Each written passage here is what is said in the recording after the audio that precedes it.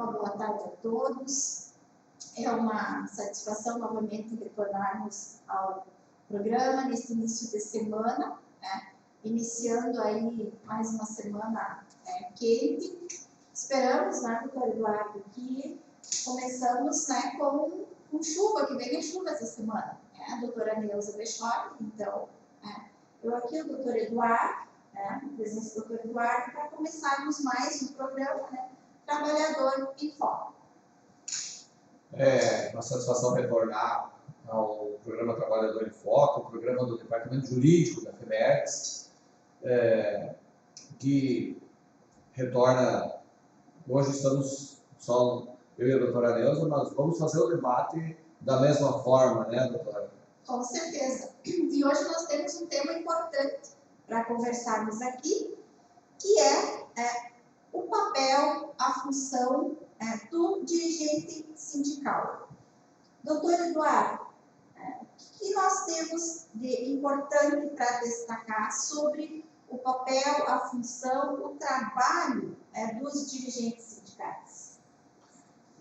Doutora Neuza, o papel do dirigente sindical é de suma importância para os seus sindicalizados. Nós temos que olhar a figura do dirigente sindical como um articulador, um agregador e um defensor. Porque principalmente o presidente do sindicato, o presidente da entidade sindical, ele deve articular as ações em prol dos seus sindicalizados. Como que ele faz isso? Ele faz via negociação, faz agendando audiências com o executivo, ele faz buscando soluções, contribuir na solução dos problemas que os sindicalizados têm na base. Ele faz essa articulação entre os sindicalizados e digamos assim, o chefe, né? Normalmente, se nós pensarmos a nível de município, o executivo, o prefeito municipal, o gestor. E ele também tem que ter sempre em mente que ele está ali na condição de representante do sindicalizado. Inclusive, a lei fala do substituto processual. O sindicato é o substituto processual do servidor em determinadas situações. E o presidente ou o administrador do sindicato tem esse papel de defender, mas também tem que contribuir na busca de um serviço público de qualidade. Porque muitas vezes nós não podemos só defender, nós também temos que articular para que haja uma prestação de serviço público de qualidade. Aliás, esse é um dos lemas da FEMERGS, o serviço público de qualidade. E aí vou dar um exemplo importante. Agora, nesse momento em que nós não tivemos revisão por conta das limitações da Lei Complementar 103, apesar do nosso entendimento que poderia ser concedido um reajuste, uma reposição, aliás, reajuste não, e sim reposição, há um entendimento judicial no sentido contrário. Mas essa limitação vai até quando? Vai até 31 de dezembro deste ano. E o que nós temos durante 2021? Nós temos a LDO e a LOA, Lei de Diretrizes e a Lei Orçamentária. E onde é que está o papel do dirigente sindical nesse momento? Está em articular que conste na LDO, que conste na Lei Orçamentária Anual, previsão de reposição, que aliás é obrigatório por lei a previsão da reposição. E também conversar com o gestor público no sentido que haja a previsão de um aumento para o próximo ano, considerando que os servidores ficaram no período sem. Então, só para exemplificar a importância do papel do dirigente sindical. Se não é possível dar reposição, mas é possível que ele articule-se, visite o gestor público, converse com os vereadores, converse com o setor contábil do município para articular, né, que haja essa previsão orçamentária para 2022. Veja como é importante o papel do dirigente sindical. E ele é tão importante, doutor Eduardo, que nós temos que lembrar que é um direito também do dirigente sindical poder se afastar, né, das suas atividades para poder se dedicar, né, a esse trabalho, aí buscando então essas melhorias, né, para os demais servidores. Nós temos a previsão da licença para exercício de mandato classista. Nossos municípios, via de regra, já têm essa previsão. No passado, tinha algumas situações que se previa a concessão de licença com perda da remuneração. Hoje, isso é pacífico, o entendimento judicial, que o direito à licença para o exercício de mandato classista é sem prejuízo remuneratório do servidor. Então, o dirigente que é eleito para dirigir a entidade sindical, ele pode requerer lá, formalmente, no município, o seu direito à licença para exercício do mandato classista, para que ele possa, de forma integral, então, digamos assim, exercer o mandato de dirigente sindical e defender o seu sindicalizado. São conquistas que ainda se mantêm, apesar dos ataques que os nossos direitos dos trabalhadores, dos sindicatos têm sofrido nos últimos anos, mas ainda muito custo tem se mantido. E aí esse dirigente vai utilizar esse tempo para quê? Para atender o sindicato, receber o servidor, encaminhar as demandas do servidor público, visitar os setores da administração pública, conversar com os sindicalizados, ver o que é necessário para melhorar a qualidade do serviço público. Por exemplo, um papel importante que a gente sempre sugere, que os sindicatos acompanhem quando o município faz um laudo. O município, periodicamente, faz avaliação, né, das situações de insalubridade, falando de forma mais simples assim. E aí, os dirigentes sindicais devem acompanhar essas avaliações, essas perícias, né, esses laudos, de forma a defender o interesse do servidor. A gente está cheio de casos aí no estado em que vem se fazer o laudo e aí muitas vezes não se faz uma avaliação do veículo. Vamos pegar um caso aí do motorista, quando ele está realmente trabalhando. Não adianta lá na garagem ir lá e fazer funcionar o veículo. É necessário que se reproduza a situação de trabalho no trecho, no caminhão, por exemplo, no trecho, carregado.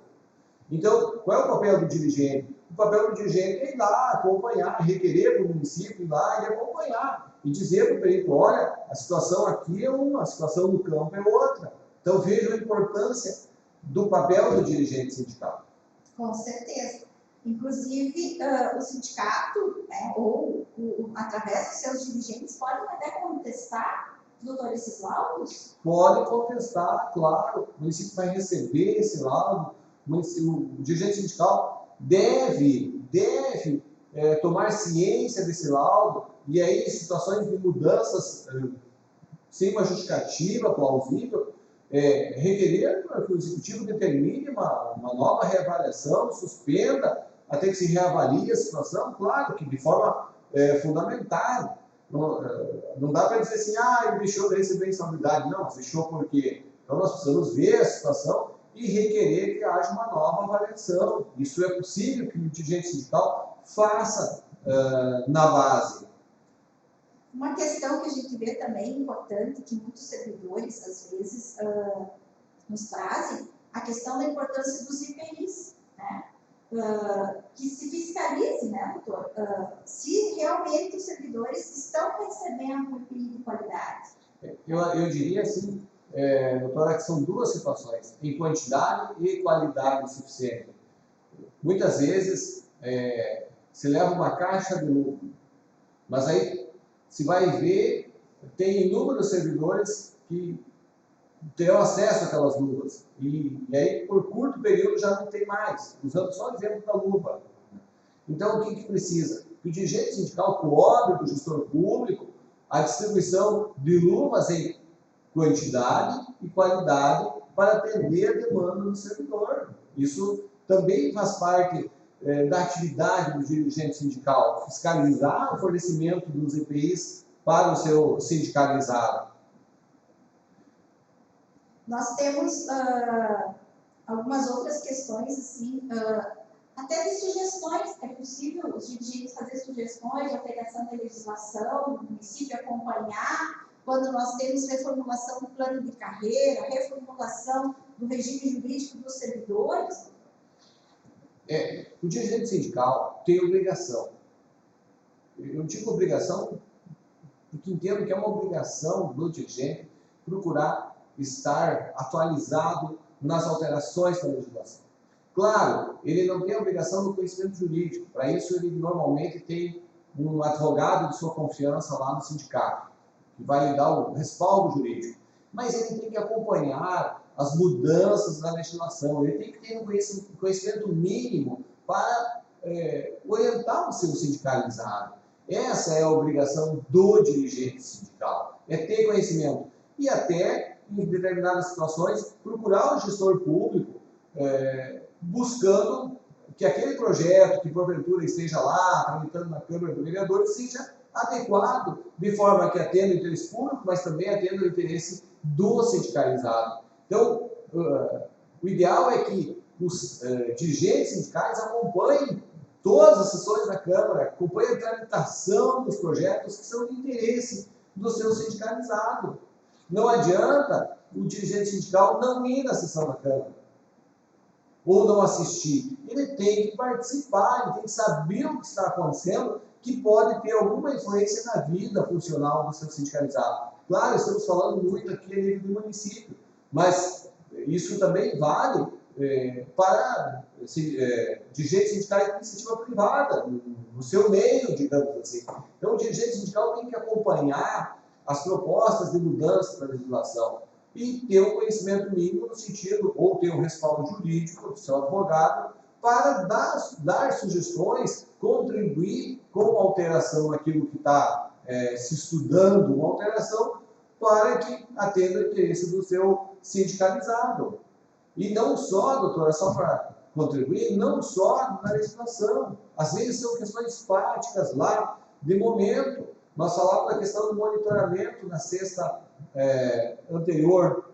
Quer dizer, o município pode fazer o monitoramento? Pode.